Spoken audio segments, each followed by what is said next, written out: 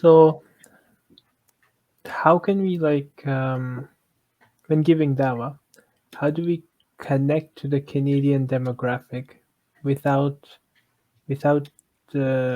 compromising on the religion? So how do we do that? Yeah, I mean, as I said before, I think if we should not water down the religion, right? We should not try to change it in order to make it more palatable to the people. But at the same time, we still have to have an articulate and intelligent presentation of those points. If we can do that, if we can manage to do that, in my experience, Canadians will respect you even more, meaning the Canadian non-Muslims, they will respect you even more if you don't whitewash things, you know? So, for example, jihad, right? Now, when some of our community leaders are asked about jihad, right? We've seen some of our spokespeople and leaders like completely sidestep that question sometimes, right? It happens sometimes. And they'll say, well, you see, jihad just means struggle. So when I was logging onto this live stream, it took me a couple of minutes to properly connect. That was my jihad. Okay, that was my jihad.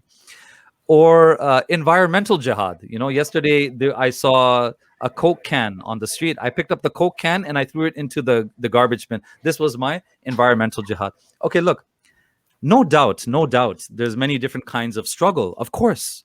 And there's spiritual struggle against your own nafs, of course, right?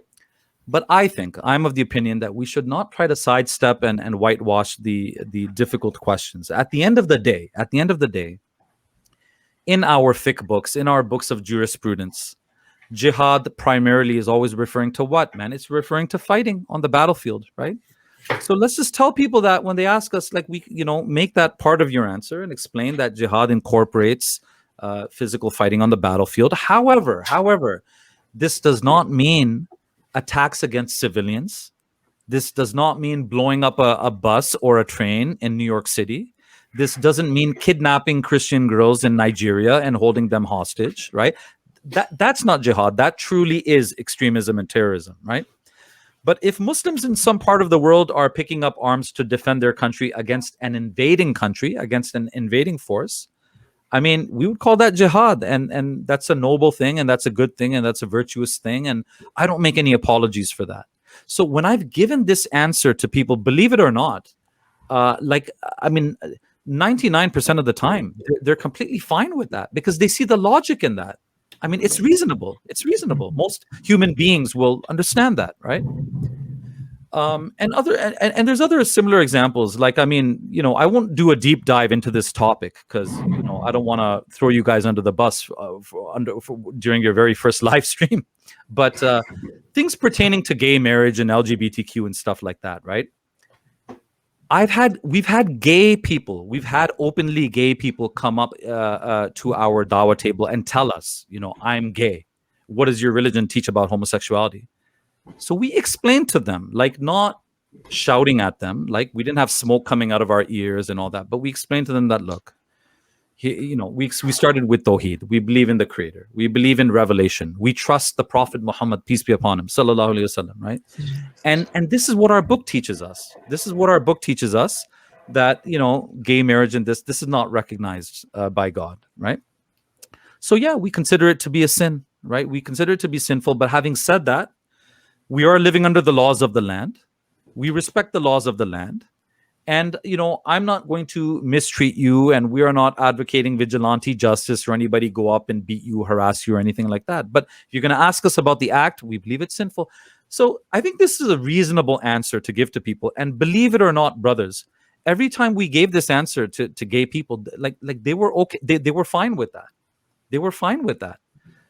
In fact, if anything, they probably respected that, what? This religion seems like a serious religion, If there is true religion out there, this is probably what it looks like. Because these guys don't just compromise and change, and they don't just say what we want to hear, but they have principles and they stand by those principles. Now, mind you, maybe I should add that what helped us also was the fact that on the same street corner, you had a Christian guy with a megaphone saying homosexuals are going to hell, right? So that probably helped. That probably made us look more moderate and more reasonable, right? So he indirectly was helping us. I'm kind of happy he was there, right? But my point is that if you give people honest answers, but present them in an academic way, in an articulate way, then most of the time people will respect that. They don't have to agree with it, but they will respect you, and they're not going to try to force you to convert your viewpoint on that. Yeah, so And by the way, when I keep on saying this, articulate, intelligent, I'm not making any claims to being that person who can articulately, intelligently present everything. No, half of the time I'm just connecting them with the correct answer. I'm connecting them with other speakers. I'm connecting them to other books that have dealt with that topic. So if I'm asked about slavery in Islam, I can give a basic answer. But if they have more detailed questions, now I'm not able to answer them to their satisfaction. So I connect them with another resource. I say, listen, you know what? There's a Muslim professor named Dr. Jonathan Brown. He wrote an entire book on Islam and slavery. It's available in the Toronto Public Library system. Why don't you check it out? Right? Why don't you check it out? Have a read, right? So half of the time our job is just like kind of being a bridge and connecting people to other resources that might be of help to them.